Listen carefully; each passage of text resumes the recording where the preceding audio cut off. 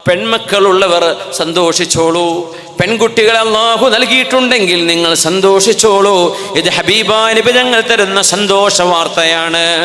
സ്വർഗ്ഗലോകങ്ങളെ കുറിച്ച് വിവരമുള്ള നബി തങ്ങളാണ് ഈ പറയുന്നത്.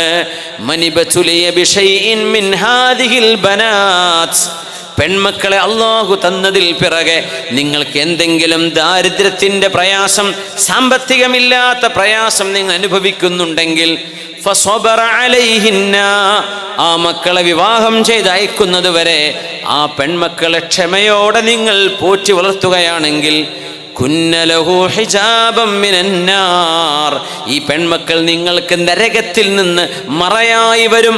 നിങ്ങളെ നരകത്തിൽ പോകാതെ കാക്കാൻ ആ പെൺകുട്ടികളോട് നിങ്ങൾ ചെയ്ത നിങ്ങളുടെ ഗുണം മതിയാവും. അവർക്ക് അന്നം കൊടുത്തത്, അവർക്ക് വസ്ത്രം വാങ്ങിച്ചു കൊടുത്തത്, അവർക്ക് വിദ്യാഭ്യാസം കൊടുത്തത്, അവർക്ക് കിടന്നുറങ്ങാൻ കിടപ്പാടം